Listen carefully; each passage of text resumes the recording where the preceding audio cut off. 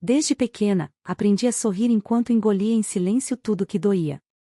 Minha família era como um teatro de luxo onde só os favoritos tinham papel de destaque, e eu? Eu era figurante.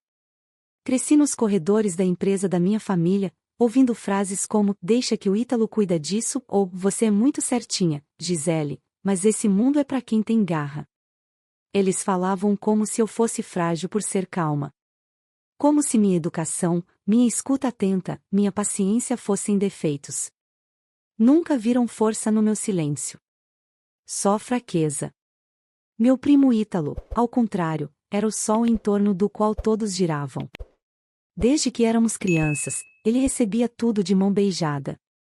Se tirava uma nota mediana, virava herói. Se eu gabaritava, ninguém comentava. Ele era bagunceiro, arrogante, mas tinha espírito de liderança. Eu era estudiosa, disciplinada, mas séria demais para a idade. Essa comparação constante me esvaziava por dentro. E ainda assim, eu me mantinha ali, sempre com um sorriso gentil, sempre tentando provar meu valor. Achava que, uma hora, alguém notaria. Lembro da primeira vez que entrei na empresa como funcionária.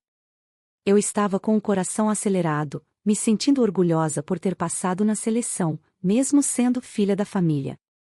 Mas logo descobri que meu cargo seria apenas simbólico. Me colocaram no almoxarifado, escondida entre caixas e papéis velhos. A desculpa era que alguém tinha que começar de baixo, mas quando Ítalo entrou no mesmo ano, foi direto para a sala com ar-condicionado, rodeado por estagiárias que riam de piadas sem graça. Eu observava da porta aberta, e ele fazia questão de me olhar como quem diz: este lugar não é para você. Nas festas familiares, tudo se repetia. Me sentavam longe da mesa principal, junto com os tios esquecidos ou com as crianças pequenas. Nunca me perguntavam sobre meus projetos, meus cursos, meus sonhos. Mas bastava Ítalo falar que estava pensando em abrir uma filial, e todos se levantavam para brindar. Quantas vezes minha própria mãe me disse, com a melhor das intenções: você precisa aprender a ser mais parecida com seu primo. Ele sabe se impor. E eu me perguntava se o mundo só respeitava quem gritava. O mais cruel era que, mesmo invisível, eu era necessária. Quando alguém precisava organizar um evento, lá estava eu. Quando os sistemas travavam, era comigo que vinham. E eu fazia. Sempre fazia. Nunca reclamei, porque achava que, ao final, o reconhecimento viria. Que alguém um dia veria tudo o que eu estava construindo, mesmo sem holofotes. Mas os aplausos nunca vinham. Apenas o silêncio. E o som distante das palmas para Ítalo. Com o tempo, aprendi a não esperar. Aprendi a observar.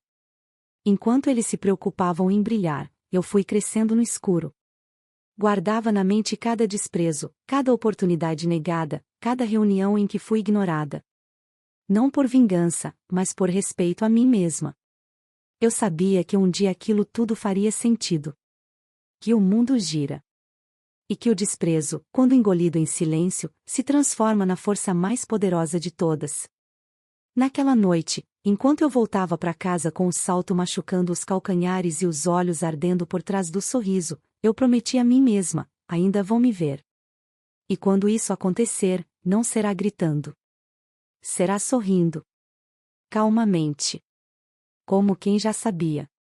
Não demorou muito para eu entender que, dentro da empresa da minha própria família, eu era só uma sombra útil. Quando oficialmente fui contratada, depois de anos de estudo e sacrifício, minha mãe me abraçou como se eu tivesse vencido na vida. Eu queria acreditar que sim. Entrei com a cabeça erguida, um currículo impecável nas mãos e um coração pulsando de esperança. Mas bastaram 20 minutos para tudo isso se esfarelar. Meu crachá não me deu acesso ao andar dos diretores. Meu lugar era no térreo, mais precisamente, no depósito. O almoxarifado ficava no fundo do prédio, ao lado do estacionamento de serviço. Era um espaço abafado, com cheiro de papel velho e paredes descascando. As luzes piscavam quando eu acendia o interruptor, e os armários enferrujados pareciam rir da minha presença ali. Foi ali que me disseram que seria bom começar com tarefas simples para entender a base da empresa. Engoli em seco. A mesma empresa onde meu primo Ítalo havia sido nomeado diretor adjunto em menos de 3 meses sem nem saber o que significava balanço patrimonial. Meus dias se tornaram uma rotina silenciosa de organizar caixas, repor papel de impressora e atualizar planilhas que ninguém lia. Eu fazia tudo com perfeição, por orgulho próprio, porque se fosse esperar reconhecimento, enlouqueceria. Alguns colegas do administrativo me tratavam com respeito, mas à distância, como se tivessem medo de serem vistos conversando com a família que foi rebaixada. Outros achavam graça, murmuravam piadas sobre como eu deveria estar em casa casando com um advogado em vez de brincando de trabalhar. Durante os almoços, Ítalo desfilava no refeitório como uma celebridade. Sempre rodeado de risos, histórias exageradas e bajuladores de plantão. Às vezes cruzava comigo e fingia um aceno, desses que se dá para vizinho distante. Certa vez, ele me viu limpando uma estante e soltou, autossuficiente para que todos ouvissem. Se precisar, posso pedir para mandarem um uniforme completo de zeladora para você, prima. As pessoas riram. E eu também. Não porque achasse graça, mas porque havia aprendido que rir era mais fácil do que mostrar dor. Mas nem tudo era miséria. Aquilo tudo me ensinava. Eu via as falhas do sistema, as omissões dos líderes, os relatórios maquiados que Ítalo assinava sem ler. Descobri, ali do subsolo, mais sobre a empresa do que qualquer diretor jamais soube. Tive acesso a pastas esquecidas, documentos mal arquivados, números contraditórios. E fui montando o quebra-cabeça em silêncio. Cada dado, cada erro, cada mentira, eu guardava. Não como arma, mas como munição para um futuro que só eu imaginava. À noite, em casa, eu desabava. Não por fraqueza, mas porque ali, sozinha, eu podia ser verdadeira. Chorava em silêncio, escrevia meus planos, revia os erros do dia e estudava. Estudava como quem se prepara para uma batalha que ainda não tem data marcada. Comecei a fazer freelas de consultoria online, usando um pseudônimo. Era pouco, mas já era alguma coisa que eu podia chamar de meu. Porque, dentro daquela empresa, até meu próprio nome parecia não me pertencer. Crescer no depósito foi a experiência mais solitária e cruel da minha vida. Mas também foi a mais reveladora. Foi lá, entre pilhas de papel esquecido e caixas com cheiro de mofo, que nasceu a mulher que eu viria a ser. Uma mulher que ninguém ali jamais suspeitaria. Uma mulher invisível, mas que enxergava tudo. Foi em uma noite silenciosa, depois de mais um dia ignorada entre caixas e planilhas alheias, que tomei a decisão. Estava sentada à mesa da cozinha, com uma xícara de café frio esquecida ao lado do caderno onde eu anotava tudo, ideias, falhas da empresa, observações de comportamento, lacunas gritantes na administração. Eu sabia mais da empresa do que todos os executivos juntos, mas continuava trancada na sombra. Chega! Eu não ia mais esperar por uma chance. Eu ia criá-la. Usei o pouco que havia guardado ao longo dos anos e abri uma empresa de consultoria sob um nome fantasia, estratégia clara. Não queria que ninguém ligasse a marca ao meu sobrenome. Queria que me contratassem pelo que eu fazia, não por quem eu era. O nome Gonçalves já estava sujo demais nas mãos de quem o usava para controlar, humilhar e esconder incompetência atrás de sobrenome de prestígio. Meu nome verdadeiro carregava peso. O outro era leve. Livre. Comecei oferecendo serviços a pequenos empreendedores que estavam se afogando em dívidas, perdidos entre papéis e promessas quebradas. Gente simples, como eu. Gente que confiava em uma voz calma ao telefone, em um e-mail bem escrito, em uma proposta honesta. Não era glamour. Era batalha. Eu trabalhava de madrugada, depois do expediente no depósito. Mal dormia, mas cada vez que via um cliente conseguir pagar suas contas ou evitar uma falência, eu sentia que estava vivendo. De verdade. Os resultados foram aparecendo. Um mercado pequeno indicava ao outro. Um restaurante me recomendava para uma padaria. Uma loja de bairro falava de mim para uma confecção. E, de repente, eu estava atendendo empresas médias com faturamento relevante. Tudo isso sozinha, escondida, como se fosse um segredo sujo que eu guardava do mundo. Não podia contar à minha família. Eles ririam. Ou pior, tentariam destruir. Não por medo do que eu fazia, mas por medo do que eu representava. Enquanto isso, dentro da empresa da família, a decadência avançava como cupim em madeira velha. Ítalo tomava decisões sem consultar ninguém, fazia investimentos que não se sustentavam, e distribuía cargos a amigos que sabiam sorrir, mas não sabiam somar. Eu observava tudo, dia após dia, enquanto carimbava caixas e organizava materiais como se aquilo fosse o auge da minha existência. Mal sabiam eles que, à noite, eu era consultora-chefe de negócios mais estruturados que a própria Gonçalves e Companhia. Houve um momento simbólico que nunca esqueci. Um dos gerentes do setor financeiro da empresa onde eu trabalhava como Gisele entrou em contato, sem saber, com a estratégia clara. Ele queria ajuda para reorganizar as contas da empresa. Eu respirei fundo e aceitei o projeto. Fiz toda a consultoria, entreguei os relatórios com soluções práticas, e em menos de um mês, os resultados começaram a aparecer. Recebi um e-mail elogiando meu profissionalismo e eficiência. Assinado por ele, o mesmo homem que, dias antes, havia me ignorado no corredor da empresa. Aquilo foi libertador. Um tipo de vingança silenciosa e limpa. Eu sabia que ainda estava longe do fim. Ainda não era hora de aparecer. Ainda não era hora de confrontar. Eu precisava crescer mais. Solidificar minha base. Mas naquela altura, eu já não era mais só uma funcionária no depósito. Eu era uma empresária. Uma estrategista. Uma mulher com um nome novo, um propósito e uma força que eles jamais conseguiriam apagar. E enquanto eles dormiam acreditando que tinham o controle, eu construía, no escuro, mais firme.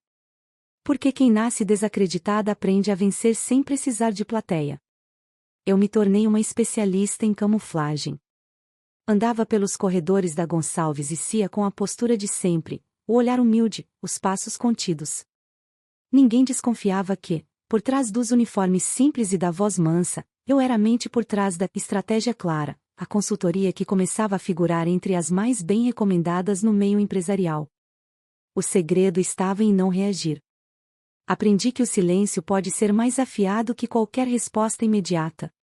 A essa altura, minha consultoria já tinha atendido dezenas de empresas, e algumas delas, ironicamente, começaram a negociar parcerias com a empresa da minha própria família. Ítalo, vaidoso como sempre, adorava alardear essas conquistas, sem saber que boa parte dos contratos só eram fechados por minha causa. As reuniões que ele fazia com esses parceiros eram superficiais. Eu recebia, em paralelo, mensagens desses mesmos empresários pedindo conselhos. E eu dava. Porque meu objetivo nunca foi apenas vencê-lo, era vencer o sistema que me empurrava para baixo. A empresa da família afundava devagar. Não de forma visível, ainda não. Mas eu via. Eu via nos relatórios maquiados, nos estoques mal geridos, nos cortes silenciosos de custos disfarçados de reestruturação. Eu via no olhar dos funcionários que agora cochichavam pelos cantos. Na sala da diretoria, tudo era ostentação, discurso, autopromoção.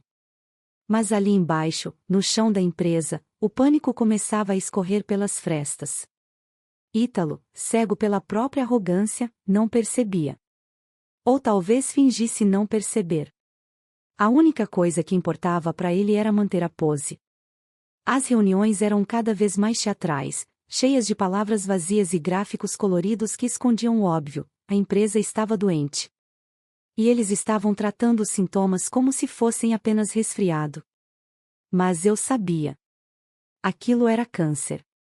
O mais irônico é que minha empresa começou a ser sugerida, pelos próprios clientes, como alternativa para resolver os problemas internos da Gonçalves e Companhia. Claro que eles não sabiam da ligação.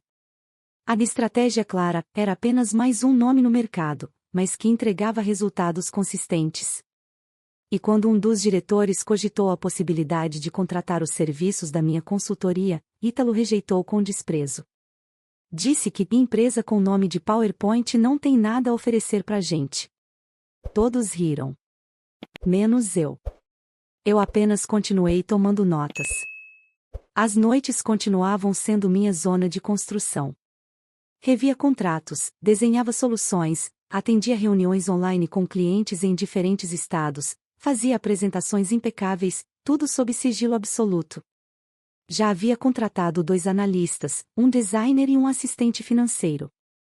Era uma estrutura pequena, mas sólida. E eu me sentia cada vez mais segura. Cada passo era calculado. Eu não queria vingança por impulso. Eu queria justiça com precisão. Eu já não tinha pressa. O tempo estava trabalhando a meu favor. Quanto mais Ítalo se exaltava, mais despreparado ele mostrava ser. Quanto mais me ignoravam, mais livre eu era para me mover sem ser notada. E quanto mais a empresa da minha família dependia, sem saber, dos contratos que minha consultoria ajudava a sustentar, mais perto eu chegava do ponto de virada. Eu não queria gritar. Não queria provar nada com violência.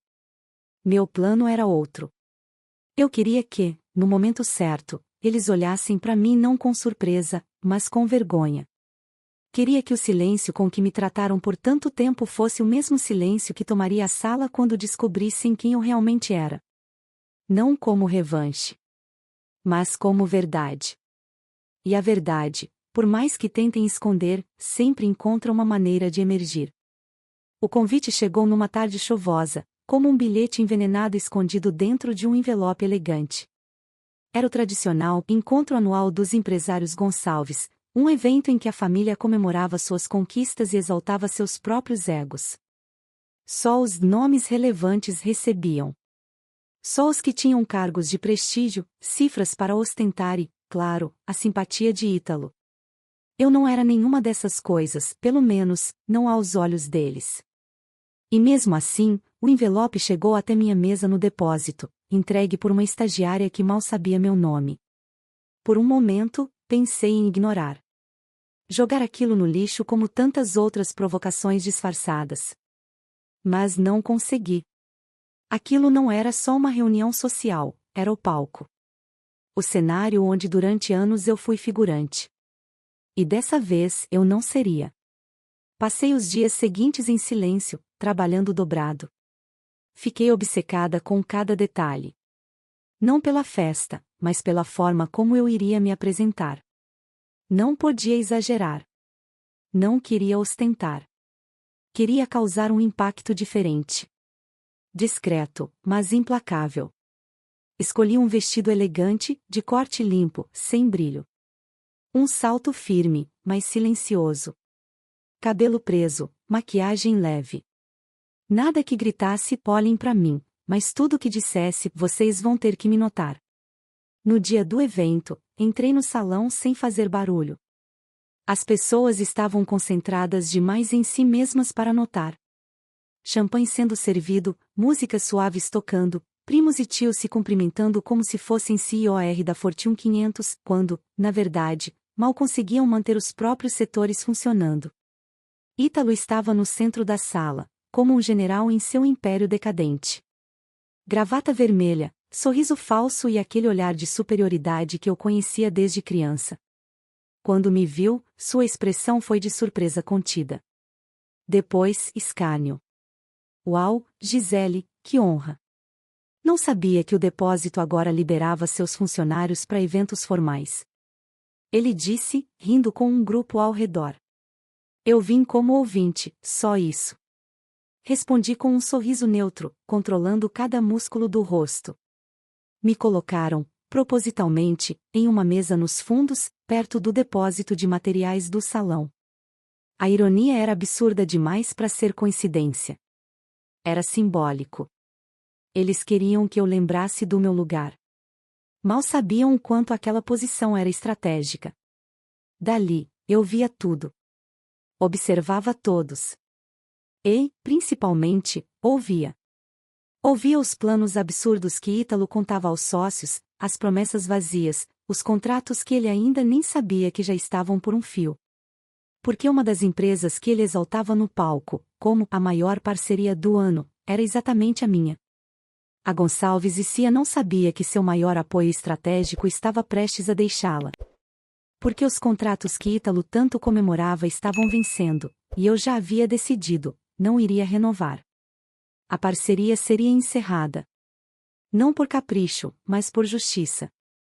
Eu passara anos sustentando, com minha inteligência e minha visão, uma estrutura que me tratava como lixo. E agora, finalmente, eu tinha em mãos a oportunidade de cortar o fio. Naquela noite, enquanto os brindes eram erguidos, enquanto discursos vazios enchiam o salão, eu permaneci calada, saboreando cada segundo. Porque a verdadeira comemoração ainda estava por vir. E, quando chegasse, não haveria champanhe suficiente naquele salão que apagasse o gosto amargo do desprezo que tantos ali estavam prestes a sentir. O salão estava lotado de vozes artificiais e risadas plásticas quando o mestre de cerimônias anunciou o início das homenagens. Ítalo, claro, seria o primeiro a subir ao palco. O visionário da nova geração, como diziam. Os holofotes se voltaram para ele enquanto ele ajeitava os punhos da camisa e subia os degraus como se estivesse recebendo um prêmio da ONU. O microfone parecia pequeno demais para o tamanho do ego que ele exibia ali em cima. Boa noite a todos os nossos amigos, parceiros, familiares e empresários de verdade. Ele começou, olhando em minha direção com um meio sorriso venenoso. É uma honra celebrar mais um ano de crescimento. Um ano de conquistas graças à nossa visão, ao nosso esforço, e à nossa excelência. As pessoas aplaudiram, e eu observei tudo da minha mesa isolada, no canto do salão. Eu já não sentia raiva. Não sentia dor. Senti algo muito mais perigoso, a calma. Aquela serenidade que só quem já perdeu tudo e reconstruiu em silêncio é capaz de manter. Eu sabia o que vinha. Estava próxima demais da implosão para ser afetada pelo barulho da superfície. Depois dos discursos, veio o momento mais patético da noite, a cerimônia simbólica em que Ítalo homenageava os membros da família com títulos fictícios. Um show de vaidades inúteis. Quando chegou minha vez, ele não perdeu a chance. E por último, mas com certeza, bem abaixo da média. Disse, teatralmente, fazendo os convidados rirem. Gostaria de agradecer a minha prima Gisele, por manter nosso depósito sempre em ordem. Não é fácil administrar caixas e papéis, mas alguém precisa cuidar da base, certo? Ele fez uma pausa e completou com aquele tom debochado. Fique no depósito, só temos espaço para os verdadeiros empresários. As risadas explodiram como se ele tivesse contado a melhor piada da noite. Meus tios riram. Meus primos gargalharam. Até minha mãe desviou o olhar. Eu sorri. Só eu sabia o que estava prestes a acontecer. Foi então que a porta lateral do salão se abriu com pressa. A secretária de Ítalo entrou correndo, visivelmente pálida, segurando o celular na mão e tentando disfarçar o nervosismo. Caminhou até ele no palco e cochichou algo em seu ouvido. Ele franziu o senho, pegou o celular, leu com olhos arregalados e empalideceu. Como assim cancelado? Ele perguntou alto demais, o microfone ainda ligado. A sala começou a silenciar aos poucos. O contrato da parceira principal, como ela pôde? Isso é impossível. Ele começou a caminhar de um lado para o outro, ofegante, esquecendo completamente da plateia. Sem esse contrato a gente. Vamos falir. Mas quem ela pensa que é? Silêncio. Um silêncio tão profundo que era possível ouvir o tilintar dos talheres ainda na mesa de sobremesa. E então eu me levantei. Meus passos foram firmes, lentos, como se o tempo tivesse desacelerado de propósito. Todos os olhos se voltaram para mim, muitos confusos, outros debochados, até que começaram a perceber. Meu vestido simples agora parecia mais nobre. Meu olhar sereno agora parecia autoritário. Subi os mesmos degraus que Ítalo havia subido minutos antes e parei em frente ao microfone. Olhei nos olhos dele, que ainda me encarava como se não entendesse. E então, sorri. Sou eu. Pude ouvir a respiração de várias pessoas parando. Um suspiro coletivo. Ítalo soltou um riso nervoso. O quê? Sou eu. A dona da empresa que vocês chamam de a parceira principal. Aquela que vocês nunca se dignaram a conhecer pessoalmente. Aquela que sustentou, por 3 anos, parte da saúde financeira da Gonçalves e companhia, aquela que hoje encerra qualquer relação com vocês. Porque não trabalho mais com arrogância, desprezo, e muito menos com covardia. As reações foram imediatas. Uma tia levou a mão à boca. Um dos sócios de Ítalo ficou vermelho. Minha mãe me olhava sem conseguir processar. E Ítalo, ele apenas recuou um passo. Pela primeira vez na vida, sem palavras. Vocês me esconderam no depósito. Continuei, agora com a voz mais firme. Me deixaram no escuro, riram da minha trajetória, ignoraram minha formação, minha capacidade, meu valor. E foi lá mesmo, no escuro, que eu cresci. Não precisei de sobrenome. Precisei de silêncio. E agora, vocês vão aprender o que é sentir ele de verdade. Desci do palco sem olhar para trás. A festa havia acabado. Mas para mim, estava apenas começando. Aquela noite não terminou com gritos, mas com silêncio. Um silêncio pesado, constrangedor, quase sagrado. Os risos morreram como se nunca tivessem existido. As pessoas não sabiam se olhavam para mim ou para o chão. Ítalo havia desaparecido. Literalmente. Sumiu pela lateral do palco como uma criança que perdeu o brinquedo preferido. O salão, antes lotado de vozes que me ignoravam, agora parecia um tribunal após a sentença final. Eu não comemorei. Não sorri para o público. Apenas voltei ao meu lugar, peguei minha bolsa com calma e saí caminhando em meio às mesas como se fosse invisível, mas, pela primeira vez, todos me enxergavam. O que mais me marcou foram os olhos. Os olhares de espanto, vergonha, dúvida, medo. E entre eles, alguns poucos com brilho de admiração. Não diziam nada. Mas diziam tudo. No estacionamento, enquanto me afastava daquele lugar, meu celular começou a vibrar. Ligações perdidas. Mensagens de números que até então nunca se interessaram por mim. Sócios da empresa, primos distantes, até mesmo colegas de infância que haviam me ignorado nos últimos 10 anos. Todos, de repente, lembravam que eu existia. Não respondi a nenhum deles. Não por orgulho, mas por paz. Eu não devia mais explicações a ninguém. No dia seguinte, a bomba havia estourado. Sites do setor empresarial já falavam da ruptura estratégica entre a Gonçalves e Cia e sua maior parceira de soluções. Alguns veículos mencionavam que a fundadora da parceira havia se identificado publicamente, mas sem detalhes. Eu continuei discreta. Não dei entrevista. Não procurei os holofotes. Minha empresa, sim, cresceu em exposição, e os contratos choveram. Gente que antes nem me cumprimentava agora implorava por reuniões. Empresas que nunca me notaram agora ofereciam cifras para me ter por perto. Dentro da Gonçalves e Cia, o colapso se acelerou. Ítalo tentou manter o discurso de controle da situação, mas os números gritaram a verdade.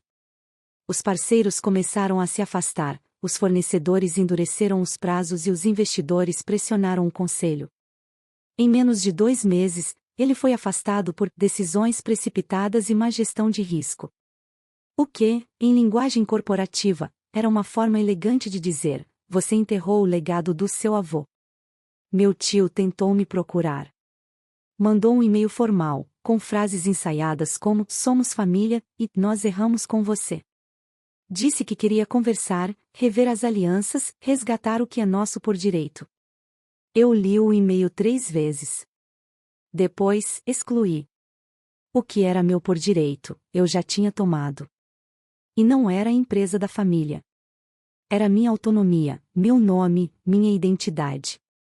Minha mãe demorou mais tempo para me procurar. Quando ligou, sua voz estava baixa, hesitante. Disse que estava surpresa, que nunca imaginou, que sempre achou que eu apenas gostava de ser discreta. Não respondi com raiva. Apenas com verdade. Eu fui discreta porque era a única opção. Vocês me ensinaram a calar.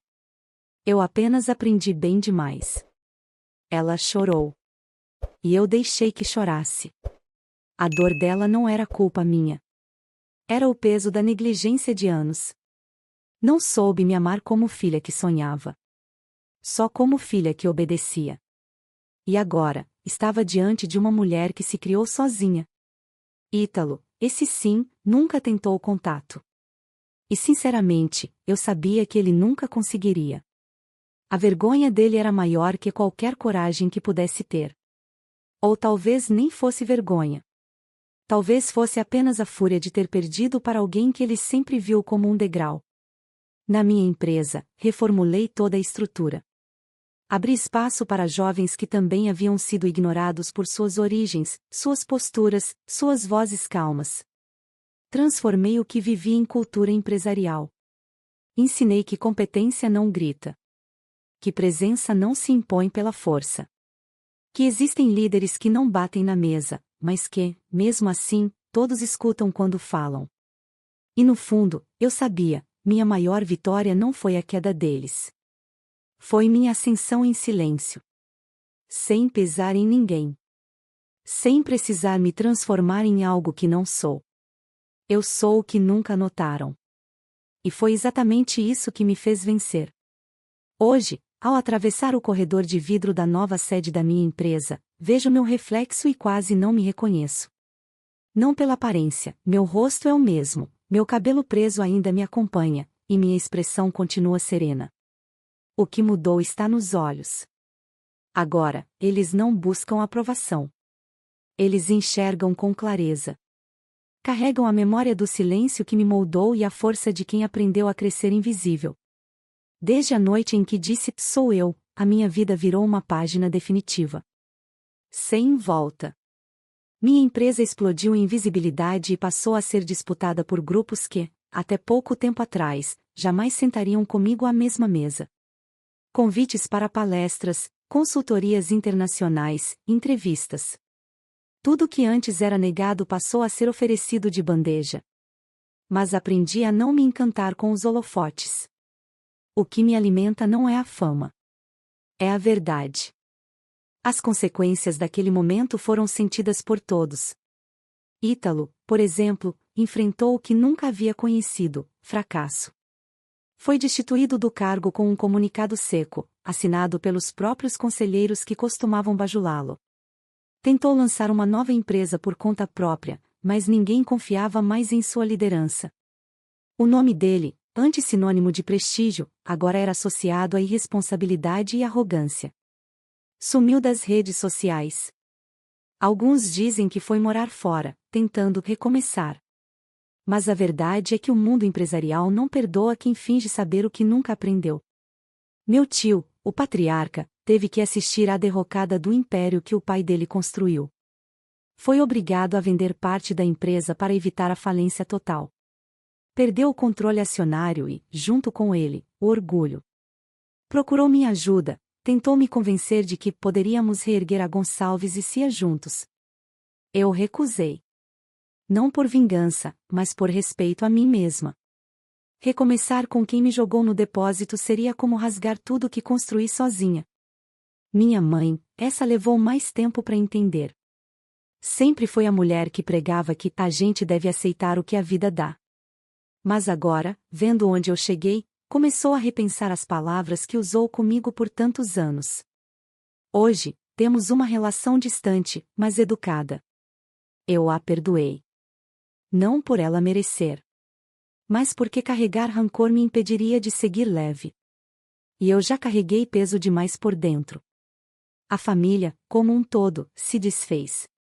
Aqueles almoços de domingo, onde eu era ignorada na ponta da mesa, agora nem acontecem mais. Muitos se afastaram. Outros fingem apoio tardio. Não me incomodo. Descobri que a ausência de certas pessoas é, na verdade, um presente. Aprendi a amar o vazio que elas deixaram, porque ele foi preenchido por algo muito maior: paz. A Gonçalves e Cia hoje existe, mas é outra empresa. Foi comprada por um grupo que a remodelou do zero. Ainda carrega o nome, mas não a alma. Aquela morreu na noite em que me mandaram ficar no depósito. E eu deixei lá tudo que não era meu, a vergonha, o medo, a submissão. Hoje, minha empresa emprega dezenas de pessoas. Pessoas que, como eu, foram invisíveis em algum momento da vida. Criamos um espaço onde ideias não têm sobrenome, onde liderança se constrói com escuta, e onde a competência não depende de arrogância. Minha sala é ampla, com janelas de vidro e uma mesa simples. Sem ostentação. Só o essencial. Porque agora, tudo em mim é essencial. Às vezes, me perguntam se valeu a pena. Se eu não me arrependo de não ter perdoado mais cedo, de não ter tentado conciliar com a família. E eu sempre respondo o mesmo, com a mesma calma que me acompanhou a vida inteira. Não precisei vencê-los. Precisei apenas parar de tentar ser aceita por eles. Caminho até minha sala, deixo o celular no modo silencioso, e encosto na cadeira. Fecho os olhos por um instante. O peso do passado já não existe. E o que resta agora, é o som mais poderoso que já conheci. O silêncio de quem finalmente foi ouvida. Fico muito feliz por você ter ficado até o final do vídeo. O que você achou dessa linda história? Coloque nos comentários sua opinião, deixe seu like, se inscreva no canal, e ative o sininho de notificações para não perder uma história preciosa. Até a próxima!